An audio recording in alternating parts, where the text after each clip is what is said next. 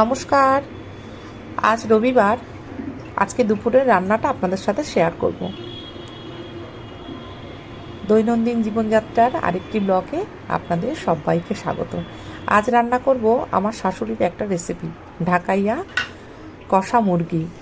এই যে একে একে সব মশলাগুলো মিক্সিতে দিয়ে বেটে নেবো। প্রথমে রসুন, আদা, পেঁয়াজ, শুকনো লঙ্কা।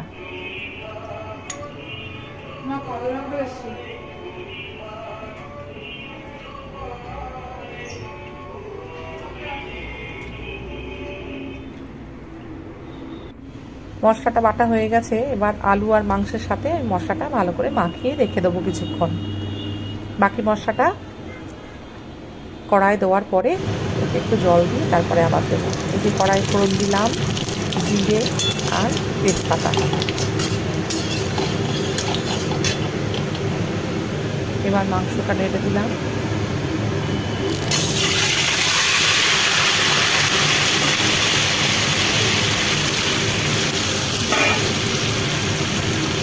ভালো করে নাড়াচাড়া করে নেবো। এবার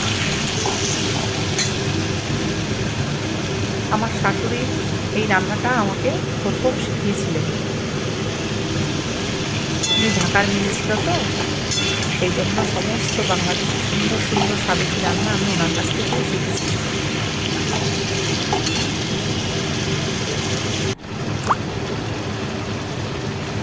এবার একটু গরম জল দেব। 15 মিনিট ধরে মাংসটাকে ভালো করে কষা হলো, তারপর একটু গরম জল দিলাম।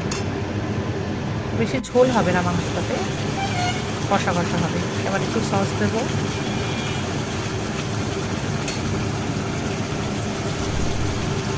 একটা মশলা আছে, সেটা আপনাদেরকে দেখাবো। আমার শাশুড়ির সিক্রেট রেসিপি এটা, তো পরে একদিন শেয়ার করবো আপনাদের সাথে। সেই মশলাটা আমি বেটে দিচ্ছি আলাদা করে। মাংসটা একদম যখন হয়ে যাবে তখন সেই মশলাটা দেব। এই যে সেই মশলাটা, এর মধ্যে অনেক ধরনের মশলা আছে, এগুলো দেব। খুব বেশি দেবো না, মাংসটা খুবই অল্প, সেই জন্য অল্পই দেবো মশলাটা। মশলা দিয়ে ভালো করে কষে নিতে হবে।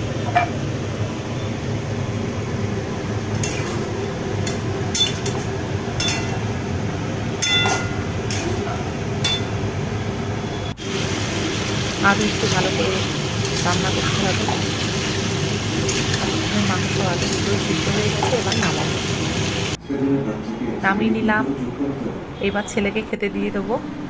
ভিডিওটা যদি কোথাও ভালো লেগে থাকে একটা লাইক, একটা কমেন্ট করবেন। আর সবাই এখনও যারা আমার চ্যানেলটাকে সাবস্ক্রাইব করেননি, প্লিজ সাবস্ক্রাইব করে দেবেন। Thank you.